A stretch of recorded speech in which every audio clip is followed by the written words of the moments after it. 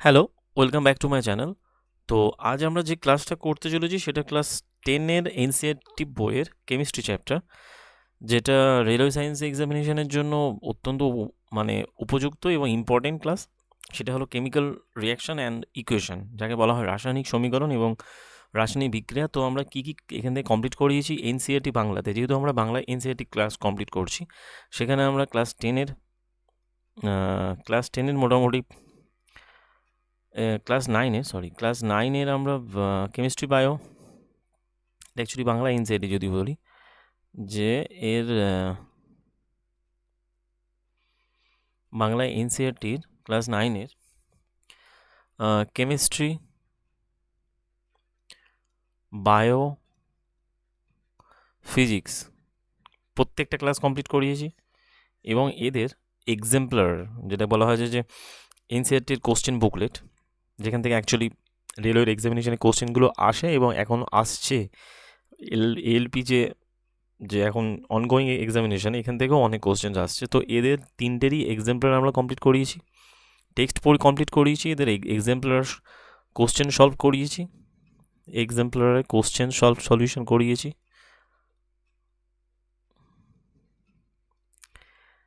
Class টেনের যদি বলো, ক্লাস টেনের আমরা ফিজিক্স অলমোস্ট কমপ্লিট করেছি, যেখানে আমাদের মোস্ট ইম্পর্টেন্ট চ্যাপ্টারগুলো ছিল যে লাইট, যেটা কমপ্লিট করিয়েছি, দেন ইলেকট্রিসিটি অ্যান্ড ম্যাগনেট। আর একটা চ্যাপ্টার বাকি আছে, যেটা হলো ওই হিউম্যান লেন্স, মানে হিউম্যান আই, ওটা বাকি আছে, ওটা আমরা কমপ্লিট করব খুবই তাড়াতাড়ি। হিউম্যান আই, এখান থেকে অনেক কটা কোশ্চেন ফাঁসে এবং এই কোশ্চেনগুলো এবং সেই টপিকগুলোরই উপরে আমরা পড়ব। এদের মধ্যে আমরা ইলেকট্রিসিটির এক্সাম্পলার কমপ্লিট করিয়েছি, আর লাইটের এক্সাম্পলার করব, ম্যাগনেটেরও এক্সাম্পলার করব, আর হিউম্যান আইটা কমপ্লিট করলে আমাদের টোটালি ক্লাস টেনের ফিজিক্সও কমপ্লিট হবে। তার মানে আমাদের যাবতীয় যা পড়িয়েছি তার সব কটা ফিজিক্সের সমস্ত ক্লাস 9-10 সমস্ত কমপ্লিট হবে। এদিকে আমরা বায়োলজি ক্লাস 9 যেহেতু কমপ্লিট করিয়েছি, ক্লাস 10 আজকের থেকে শুরু হচ্ছে এবং এটা ইম্পর্টেন্ট হতে চলেছে, কারণ এখানে অনেক কটা চ্যাপ্টার আছে ইম্পর্টেন্ট, কার্বন থেকে শুরু করে পিরিয়ডিক টেবল এবং অ্যাসিড মেটাল, এই সমস্ত রিয়াকশনগুলো এখানে, মানে সমস্ত চ্যাপ্টারগুলো এখানে পাবো। সুতরাং এই চ্যাপ্টার, এই ক্লাস 10-এর কেমিস্ট্রিটাও ইম্পর্টেন্ট হতে চলেছে।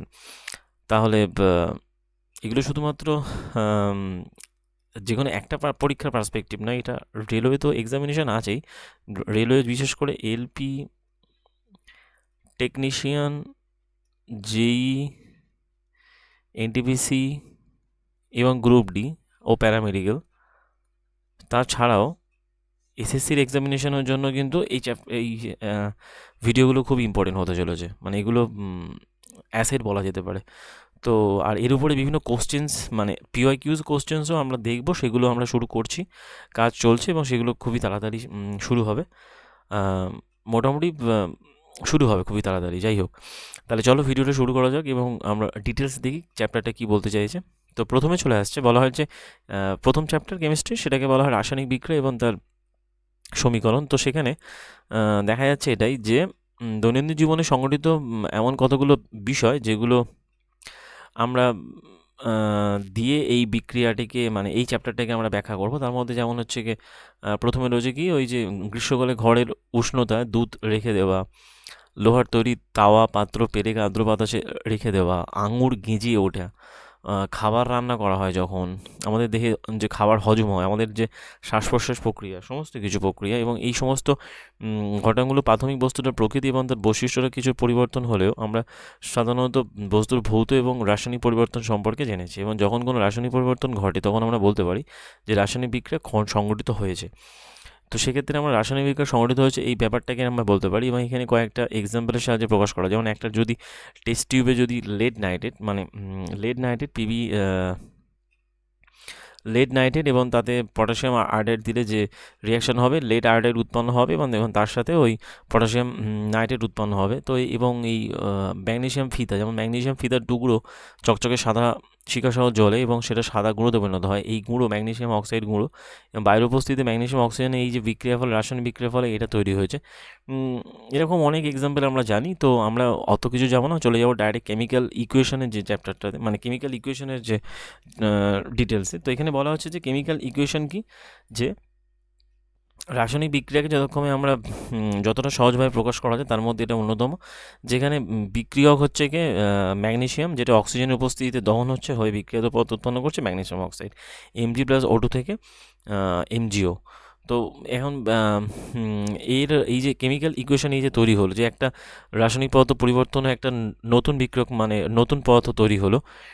তো এখানে বিক্রিয়ক এবং বিক্রিয়ত পদার্থের মধ্যে তীর চিহ্নের সাহায্যে প্রকাশ করা হয় এবং বিক্রিয়ক পদার্থকে বাম দিকে লেখা হয় এবং তাকে যতক্ষণে যে একাধিক বিক্রিয়ক যদি উপস্থিত থাকে সেখানে বাম দিকেই সমস্ত কিছু অ্যাড করা হয়, আর ডান দিকে বিক্রিয়ত পদার্থকে লেখা হয়।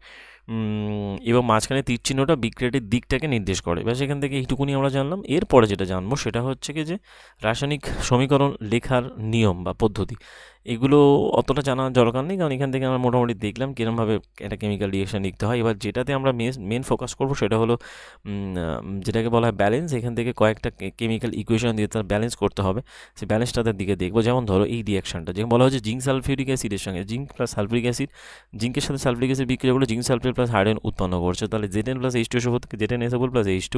এখানে দেখা যাচ্ছে বাম দিকের যে বিক্রিয়ক পদার্থগুলো রয়েছে তাদের পরমাণু সংখ্যা, যেমন জিঙ্কের সংখ্যা কোনটা, এখানে জিঙ্কের সংখ্যা একটা, হাইড্রোজেন কত দুটো, সালফার কটা একটা, অক্সিজেন চারটে। কিন্তু ডান দিকে দেখা যাচ্ছে জিঙ্ক একটা অথচ সালফার একটা অথচ অক্সিজেন চারটে এবং হাইড্রোজেন। তার মানে এদের মোটামুটি ব্যালেন্স করার দরকার নেই, কারণ এগুলো মোটামুটি সবকটা একই আছে, সুতরাং তীর চিহ্নের সাহায্যে এদের ব্যালেন্স করার দরকার নেই। এবারে কারণ এদের তো মোটামুটি সংখ্যা পরিবর্তন হয়নি সেরকমভাবে। এবারে যেটা রিয়াকশান, যেমন এই রিয়াকশানটার ক্ষেত্রে যদি আমরা ব্যালেন্স করতে চাই, সেখানে দেখবো যে বাম দিকে কী আছে, আয়রন আছে একটা বিক্রিয়ক পদার্থ হিসাবে, অথচ ডান দিকে রয়েছে তিনটে। তার মানে এর যে চেঞ্জটা হয়েছে সেটা তিনটে, এই যে Fe+H2 থেকে Fe3O4 H2।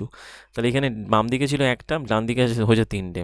এখানে হাইড্রোজেন ছিল বাম দিকে দুটো, হাইড্রোজেন হয়েছে এখানে দুটো, চেঞ্জ হয়নি। অক্সিজেন ছিল একটা, অক্সিজেন হয়েছে তিনটে। তার মানে চেঞ্জ এমন একটা কিছু করতে হবে যেখানে যাতে ওই সংখ্যাগুলো মানে ব্যালেন্সটা মানে এদিক ওদিক দুদিকে ব্যালেন্স থাকে।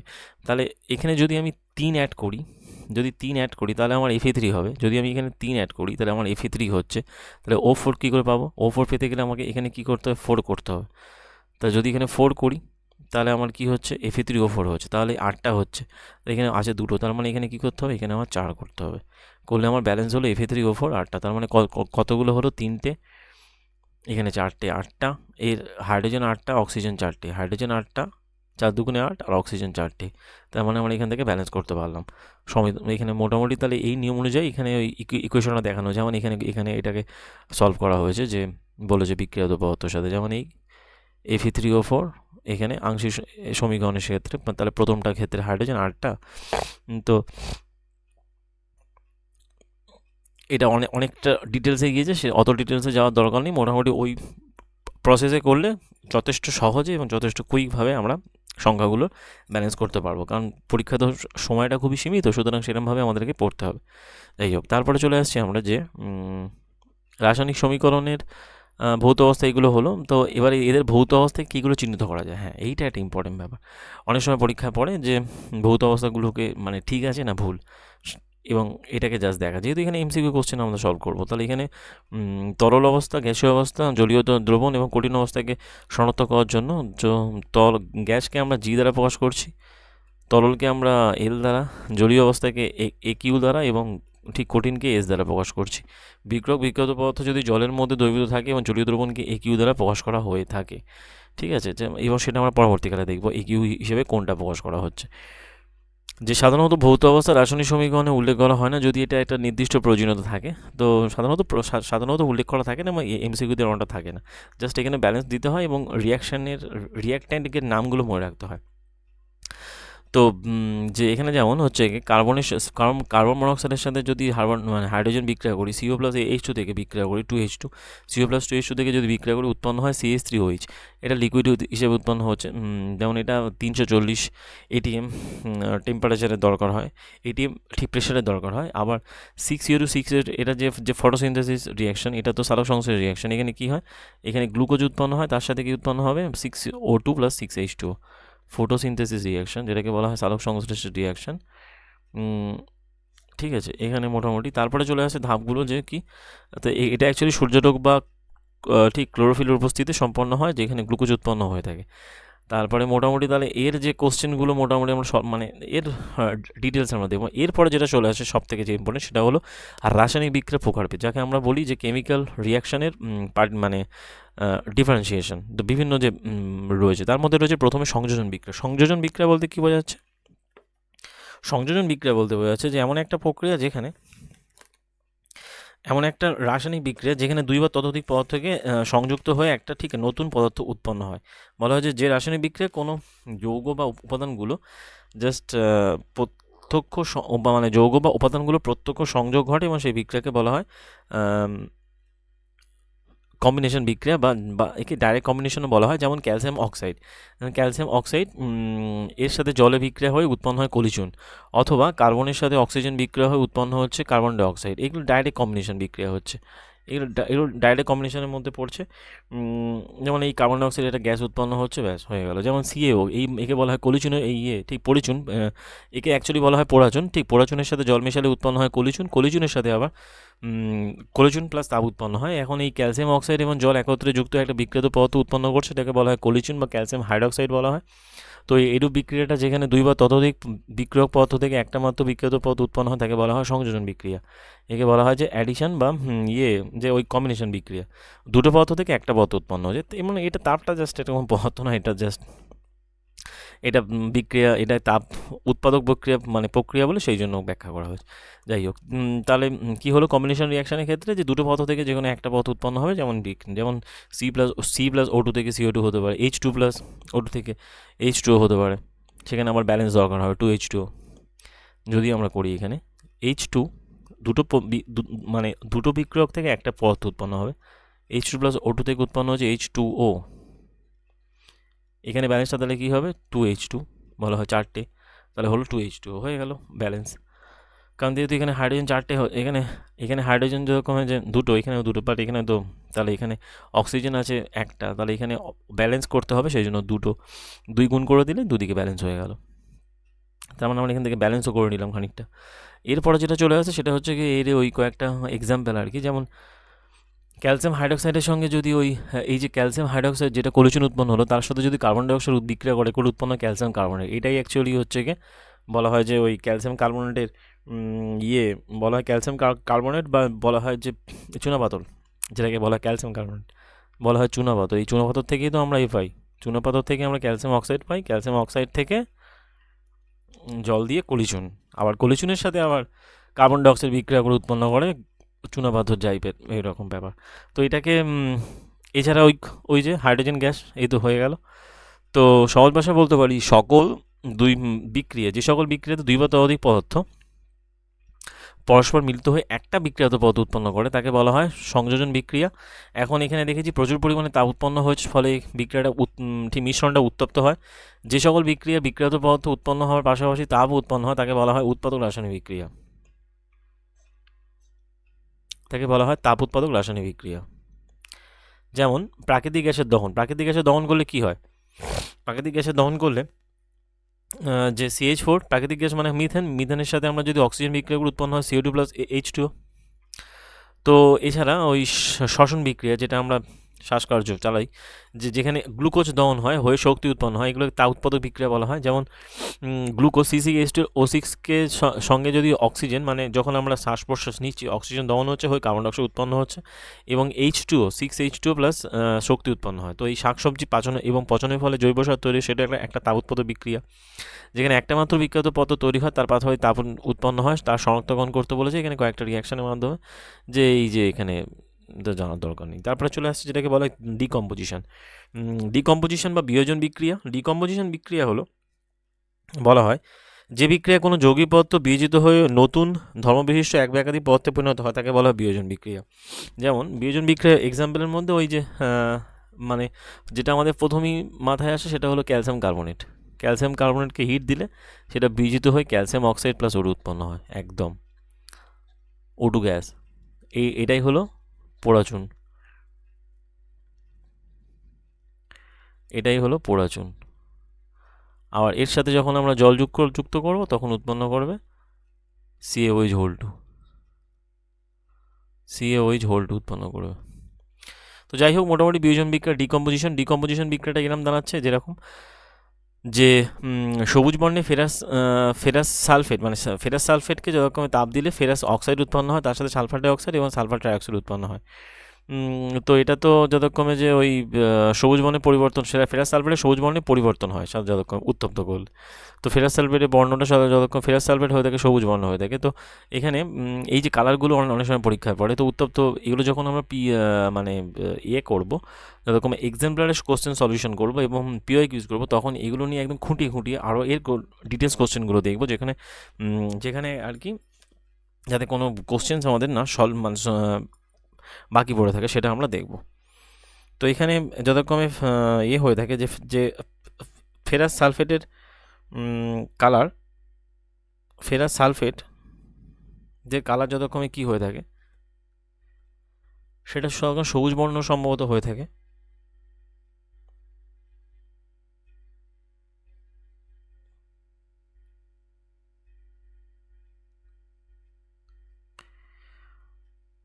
গ্রিনিশ ইয়েলো অথবা গ্রিন হয়ে থাকে যথাক্রমে। এছাড়া চলে আসছে এর পরে বিক্রিয়াতে যে বিক্রিয়ক পদার্থ, একটা বিক্রিয়ক পদার্থ বিক্রিয়ত পদার্থ কয়েকটা বিক্রিয়ক পদার্থ তৈরি হয়েছে, এগুলোকে বলা হয় বিয়োজন বিক্রিয়া।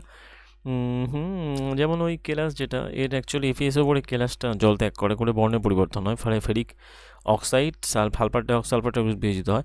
যেমন ফেরিক অক্সাইডটা হলো কঠিন পদার্থ এবং সালফার ডাইঅক্সাইড আর সালফার ট্রাইঅক্সাইড দুটোই হলো গ্যাসীয় পদার্থ। তো ক্যালসিয়াম কার্বনেটকে তাপ প্রয়োগ করে যেমন বিয়োজিত করলে যেটা উৎপন্ন হয় সেটা হলো কার্বন ডাইঅক্সাইড আর ক্যালসিয়াম অক্সাইড। তো এখানে ক্যালসিয়াম অক্সাইড হলো পোড়াচুন হিসেবে ব্যবহৃত হয়, বা যাকে বলা বাতিকতে চুন বলা হয়। এবং এর অনেক ব্যবহার রয়েছে, তার মধ্যে এটা হচ্ছে সিমেন্ট উৎপাদনে সবথেকে বেশি ব্যবহৃত হয়ে থাকে, সিমেন্ট উৎপাদনে সবথেকে বেশি ব্যবহৃত হয়। এবং তাপ প্রয়োগের ফলে একে বিয়োজন বিক্রিয়া হয়, এবং তাপ প্রয়োগের ফলে এই বিয়োজন বিক্রিয়া তখন তাকে তাপীয় বিয়োজন বিক্রিয়া বলা হয়। যেমন তাপীয় বিয়োজনের অপর কয়েকটা এক্সাম্পলের মধ্যে হলো লেড নাইট্রেটের গুঁড়ো, লেড নাইট্রেট বাদামি বর্ণের ধোঁয়া নির্গত হয়। লেড নাইট্রেটের গুঁড়ো তাকে যতক্ষণ হয়েছে লেড নাইট্রেটের গুঁড়োকে নিয়ে বার্নার্সে উত্তপ্ত করলে দেখা যায় যে তা থেকে বাদামি বর্ণের ধোঁয়া নির্গত হয়, অর্থাৎ নাইট্রোজেন ডাইঅক্সাইড হলো এই ধোঁয়া। লেড নাইট্রেট টেস্ট থেকে নাইট্রোজেন ডাইঅক্সাইড, লেড নাইট্রেটকে উত্তপ্ত করলে যতক্ষণ হয়েছে নাইট্রোজেন ডাইঅক্সাইড উৎপন্ন হয়ে থাকে, NO2 উৎপন্ন হয়ে থাকে। তো যেমন এইটা লেড নাইট্রেটকে উত্তপ্ত করে তাপ দিলে লেড অক্সাইড তার সাথে নাইট্রোজেন ডাইঅক্সাইড উৎপন্ন হয়। এটা যেরকম হচ্ছে ওই বাদামি বর্ণের একটা ধোঁয়া নির্গত হয়, যেটা অ্যাকচুয়ালি বাদামি বর্ণের ধোঁয়াটা হলো নাইট্রোজেন ডাইঅক্সাইড। এর কালারটা হয়ে থাকে বাদামি বর্ণের।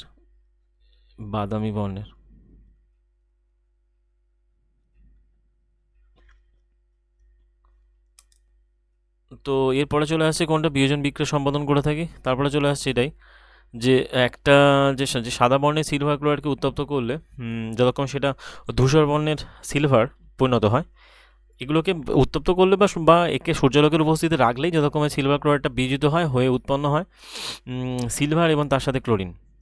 ওকে, তাহলে সিলভার ক্লোরাইডকে সূর্যালোকে রাখলে সিলভার এবং ক্লোরিন উৎপন্ন হয়। আবার সিলভার আয়োডাইডকেও যদি রাখা হয়, সিলভার ব্রোমাইডকেও যদি রাখা হয়, সেক্ষেত্রেও একই ধরনের দেখা যায়। এবং এই সাদা কালো ফটোগ্রাফিতে ব্যবহৃত হয়ে থাকে উপরোক্ত বিক্রিয়াগুলো, এই বিয়োজন বিক্রিয়াগুলো সংগঠিত হওয়ার জন্য ঠিক সূর্যালোক কাজে লাগে, মানে ঠিক সূর্যালোকের উপস্থিতি ঘটে। যেমন বিয়োজন বিক্রিয়া পদার্থগুলোকে ভাঙার জন্য তাপ, আলো বা ঠিক তড়িৎ শক্তির প্রয়োজন হয়। যে সকল বিক্রিয়া শক্তি শোষিত হয় তাকে বলা হয় তাপ শোষক বা তাপগ্রাহী বিক্রিয়া বলা হয়ে থাকে। তো বিয়োজন বিক্রিয়ক পদার্থগুলো ভাঙার জন্য তাপ, আলো অথবা তড়িৎ শক্তির প্রয়োজন হয়, এবং যে সকল বিক্রিয়া শক্তি শোষিত হয় তাকে বলা হয় তাপ শোষক বা তাপগ্রাহী বিক্রিয়া বলা হয়। এগুলো যেহেতু তাপ গ্রহণ করছে সেই জন্য এগুলো তাপগ্রাহী বিক্রিয়া বলা হয়।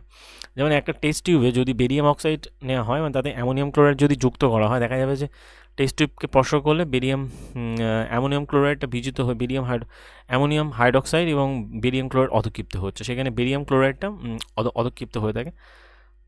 এছাড়া এছাড়া রয়েছে যখন ডিসপ্লেসমেন্ট রিয়াকশন হলো বলা হয় প্রতিস্থাপন বিক্রিয়া। প্রতিস্থাপন বিক্রিয়ার ক্ষেত্রে কী হয় যে একে অপরকে প্রতিস্থাপিত করে এমন একটা বিক্রিয়া যেখানে বিক্রিয়া পূর্বাম পড়ে।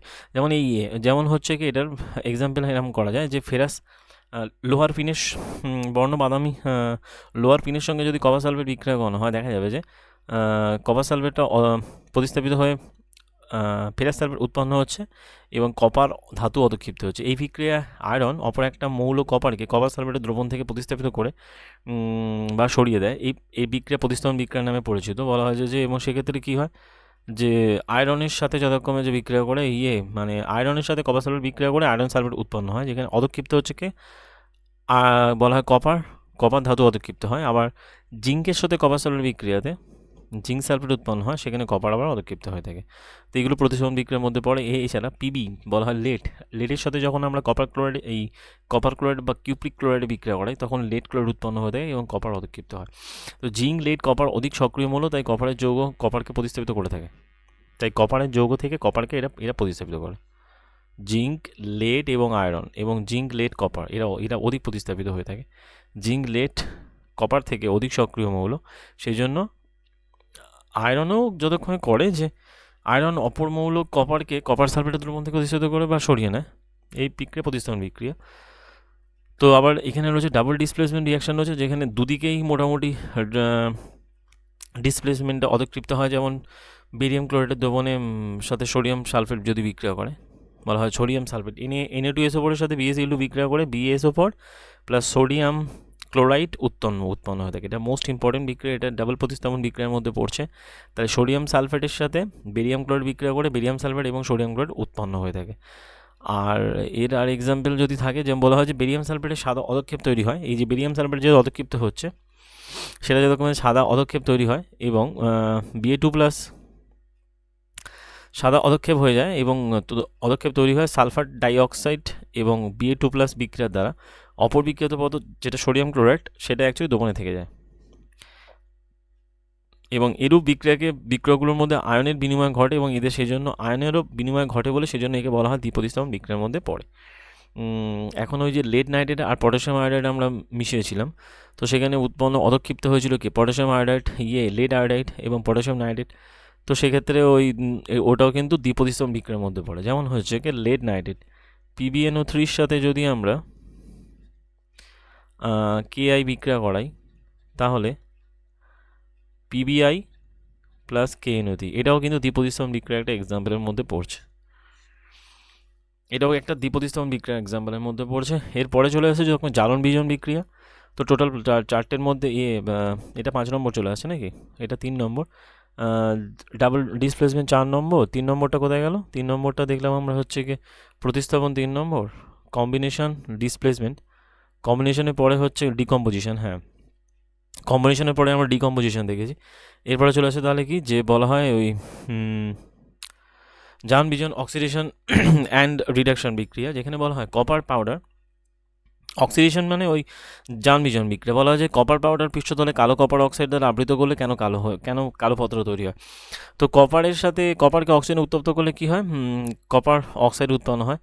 যদি উত্তপ্ত পদার্থের উপর দিয়ে হাইড্রোজেন গ্যাস পাঠানো হয় দেখা যাবে যে পৃষ্ঠতলের এর যে পৃষ্ঠতলের কালো আস্তরণটা বাদামি বর্ণ ধারণ করে এবং সেক্ষেত্রে বাদামি বর্ণ ধারণ করে এবং তখন বিপরীতমুখী বিক্রিয়াটা সংঘটিত হয় এবং কপার এবং CO-র সাথে H2 দিলে বলা হয় Cu+H2। তো রাসায়নিক বিক্রিয়ার সময় কোনো পদার্থ যদি অক্সিজেন গ্রহণ করে তখন তাকে বলা হয় পদার্থটা জারিত হচ্ছে। যখন অক্সিজেন গ্রহণ করবে, যেমন কপার যদি অক্সিজেন গ্রহণ করে তাহলে কপার জারিত হচ্ছে এবং যে পদার্থটা উৎপন্ন তাকে বলা হয় যে অক্সিজেন গ্রহণ করে তাকে বলা হয় ঠিক জারিত হয়েছে। এবং বিক্রিয়ার সময় যদি কোনো পদার্থ অক্সিজেন বর্জন করে তাকে বলা হয় সেটা বিজারিত হয়েছে। এখান থেকে এই দুটো কনসেপ্ট কিন্তু ইম্পর্টেন্ট, কারণ এগুলো আমরা পরবর্তীকালে দেখব। তো এই বিক্রিয়া বলা কপার অক্সাইড ক্ষেত্রে কি হচ্ছে, কপার অক্সাইড অক্সিজেন বর্জন করে বিজারিত হচ্ছে। অন্যভাবে বলা যায় বিক্রিয়া একটা বিজারিত বিক্রিয়ক পদার্থ, বিক্রিয়ক যখন জারিত হয় তখন অপর বিক্রিয়কটা বিজারিত হয়। এরূপ বিক্রিয়াকে বলা জারণ বিজন বিক্রিয়া। যেমন CO অক্সিজেন ত্যাগ করছে মানে বিজন ঘটছে, আবার হাইড্রোজেন অক্সিজেন গ্রহণ করছে মানে সেই অক্সিজেন সেটা তার জারণ ঘটছে। তাহলে যে অক্সিজেন ত্যাগ করছে বিক্রিয়াতে বিক্রিয়ক যখন জারিত হয় মানে জারিত হচ্ছে মানে বিজন অক্সিজেন ত্যাগ করছে মানে জারিত হচ্ছে মানে বিজন বিক্রিয়া, এটা কিন্তু জারিত হচ্ছে, আর এটা কিন্তু বিজারিত হচ্ছে কারণ অক্সিজেন গ্রহণ করছে। তো বলা হয় যে এই যে রেডক্স বিক্রিয়ার আরেকটা এক্সাম্পল হলো ZnO প্লাস সি থেকে Zn+CO। এ অক্সিজেন ছাড়ছে, এখানে বিজন হচ্ছে, এ অক্সিজেন গ্রহণ করছে, এ জারণ হচ্ছে। যে যার বিজন হচ্ছে সে জারিত হচ্ছে, আর যার যে অক্সিজেন গ্রহণ করছে সে বিজারিত হচ্ছে, কিন্তু তার জারণ বিক্রিয়া। MnO2 প্লাস HCl থেকে কি হচ্ছে, এখান থেকে অক্সিজেন ছাড়ছে, তাহলে MnCl2 Cl গ্রহণ করছে, আর এদিকে H2 আর Cl2 উৎপন্ন হচ্ছে, ব্যাস হয়ে গেল। এটা ঠিক রেডক্স ইকুয়েশন, এই ইকুয়েশনগুলো খুব পড়ে এবং এগুলো প্রতিস্থাপন নয়, এগুলো কিন্তু ঠিক রেডক্স ইকুয়েশনের মধ্যে পড়ে থাকে। যেমন বলা হয় যে বিক্রিয়াতে কার্বন মনোক্সাইড জারিত হয়, জিঙ্ক অক্সাইড ধাতব বিজারিত হয় এবং সেক্ষেত্রে HCl আর ক্লোরিন উৎপন্ন হয়, MnCl2 উৎপন্ন হয়ে থাকে। তো এই মোটামুটি এখান থেকে আমরা একটা কনসেপ্ট ক্লিয়ার করতে পারলাম যে যারা জারণ বিক্রিয়াতে মানে জারণ বিজারণ বিক্রিয়াতে যাদের জারণ হয় তারা বিজারিত হচ্ছে, আর যাদের বিজারণ হয় তারা সাধারণত জারিত হয়ে থাকে। তো যেখানে ম্যাগনেসিয়াম ফিদা অক্সিজেন উপস্থিত উজ্জ্বল শিখা জলে, সেখানে ম্যাগনেসিয়াম অক্সাইড উৎপন্ন হয়। এই বিক্রিয়াটিতে জারিত না বিজারিত, যেটা কী হচ্ছে, এটা তো কম্পোজিশনের, এটা ডিকম্পোজিশনের মধ্যে পড়ে থাকে। যাই হোক, তো প্রাত্যহিক জীবনে এই জারণ বিক্রিয়ার প্রভাবে অনেক কটা পরিবর্তন ঘটে থাকে, যেটা আমরা বাস্তব জীবনে দেখে থাকি। তার মধ্যে অবশ্যই বলা হয় যে কয়েকটার ব্যাখ্যা আমরা দেখবো, সেটার মধ্যে অপক্ষয় বলা হয় কোরোশন। অপক্ষয় বা কোরোশনটা কি বলা হয়, লোহার তৈরি দ্রব্যগুলো যখন নতুন থাকে তখন তারা চকচক করে, কিন্তু কিছুদিনের মধ্যে এদের মধ্যে একটা বাদামি আস্তরণ পড়ে এদের উপর, এবং এই প্রক্রিয়াটিকে বলা হয় লোহায় মরিচা ধরা। এবং অন্য কিছু ধাতু এখানে বিবর্ণ হয়ে যায়, সেক্ষেত্রে বলা হয় কপার এবং সিলভারের আস্তরণ পড়ে। তো যখন কোনো ধাতু চারপাশে জলীয় বাষ্প, অ্যাসিড বা কোনো পদার্থ দ্বারা আক্রান্ত হয় তখন পদার্থটা ক্ষয়প্রাপ্ত হয়ে থাকে, এবং এই পদার্থটাকে বলা অপক্ষয়। যেমন সিলভারের উপর, এই যে এটা অ্যাকচুয়ালি হবে সিলভারের উপর কালো আস্তরণ পড়ে থাকে, আবার কপারের উপর সবুজ বর্ণের আস্তরণ পড়ে। তো এগুলো কিছু উদাহরণ, যেমন লোহার তৈরি কোনো পদার্থ, যেমন গাড়ির কলেবর, সেতু, লোহার রেলিং, জাহাজ ইত্যাদি ক্ষয় ঘটে। আবার লোহার অপক্ষয় একটা উদ্বেগজনক সমস্যা, এবং তার জন্য প্রতি বছর নষ্ট হয়ে যাওয়া লোহার সামগ্রী পরিবর্তন করার জন্য প্রচুর অর্থ ব্যয় হয়। তো এই অপক্ষয় সম্পর্কে ডিটেলস আমরা পরের দিকে দেখবো। সে যাই হোক, তারপরে চলে আসছে যে দুর্গন্ধতা বা বলা হয় র্যান্সিডিটি হলো অনেক সময় ফেলে রাখা চর্বি বা তেলযুক্ত খাবারের স্বাদ অনেক সময় চেঞ্জ হয়ে যায়, এবং এই যে ব্যাপারটা হয় সেটা জারিত হয়ে যায়, মানে তার বিজারণ ঘটে এবং জারিত হয়। এদের গন্ধ এবং স্বাদ পরিবর্তিত হয় সাধারণত জারণ কার্যে বাধাদান, তার মানে জারণ কার্যে বাধাদানকারী যে অ্যান্টি অক্সিডেন্ট পদার্থগুলো থাকে সেগুলো চর্বি বা তেলযুক্ত খাবারে যথাক্রমে যোগ করা হয়ে থাকে। মানে এই জারণ কার্যে বাধাদানকারী অ্যান্টিঅক্সিডেন্ট পদার্থগুলোকে চর্বি বা তেলযুক্ত খাবারে যোগ করা হয়। খাবারকে বায়ুরুদ্ধ পাত্রে রাখলে জারণ কার্যটা যে অপেক্ষাকৃত ধীরে সংঘটিত হয়। তো সেক্ষেত্রে চিপসের প্রস্তুতগুলো সমস্তগুলো চিপসের জারণ প্রক্রিয়া রোধের জন্য প্যাকেটের সাধারণত নাইট্রোজেন গ্যাস দ্বারা পূর্ণ করে রাখে। এটা একটা মোস্ট ইম্পর্টেন্ট পয়েন্টের মধ্যে পড়ছে। তার মানে এখান থেকে আমরা দেখলাম যে জারণ বিজারণটা কতটা ইম্পর্টেন্ট। এরপরে যতক্ষণে যে কয়েকটা ওই কী পড়েছে সেটার ডিটেলস দেখলাম। তার মানে মোটামুটি আমরা চ্যাপ্টারটা এখানে কমপ্লিট করলাম। তার আগে যেটা সবচেয়ে ইম্পর্টেন্ট সেটা এই জারণ বিজারণ বিক্রিয়াটা কিন্তু খুব পড়বে, মানে এটা খুবই ইম্পর্টেন্ট। যে এখানে ওই বলছিল অক্সিজেন গ্রহণ করছে জারিত হচ্ছে, মানে অক্সিজেন গ্রহণ করছে সে মানে জারিত হচ্ছে, আবার বর্জন করছে মানে বিজারিত হচ্ছে। তো এই কেমন কপার অক্সাইড বর্জন করছে বিজারিত হয়েছে, তার মানে তার মধ্যে বিজারণ সম্পন্ন হয়েছে, একইভাবে কনসেপ্টটা। তো তার মানে কি যে এই যে বিক্রিয়ক যখন জারিত হয়, অপর বিক্রিয়কটা একটা বিক্রিয়া একজন জারিত হবে, অপরজন ঠিক বিজারিত হবে। যে অক্সিজেন গ্রহণ করবে সে জারিত হবে, যে বর্জন করবে সে বিজারিত হবে, ব্যাস হয়ে গেল। এখান থেকে কনসেপ্ট ক্লিয়ার। আশা করি এর মোটামুটি এটার চ্যাপ্টার কমপ্লিট হলো, এবং এর এক্সাম্পলের কোশ্চেন আমরা খুব তাড়াতাড়ি দেখবো, এবং তারপরে এর পিওআইকিউসগুলো দেখবো। এখানে অনেক পিওআইকিউস আছে যেগুলো খুবই ইম্পর্টেন্ট। যে কোনো পদার্থ থেকে অক্সিজেন গ্রহণ করলে বর্জন করলে যে অদ্রব্য পথ উৎপন্ন হয়, এই যে তার দ্বিপ্রতিস্থাপন বিক্রিয়াগুলো, এখান থেকে এগুলো দেখবো। তার মোটামুটি ভিডিওটা এখানে এই পর্যন্ত রাখছি। যদি ভিডিওটা ভালো লেগে থাকে লাইক করো, শেয়ার করো এবং চ্যানেলটাকে সাবস্ক্রাইব করো। দেখা হবে পরের ভিডিওতে, এবং এর পিডিএফ যতক্ষণ আমার টেলিগ্রাম চ্যানেলে থাকবে, যার লিঙ্ক ভিডিও ডিসক্রিপশনে দেওয়া থাকবে। দেখা হচ্ছে পরের ভিডিওতেও, আশা করি অন্য টপিক নিয়ে আসতে পারবো। আপাতত এই পর্যন্ত, থ্যাংক ইউ।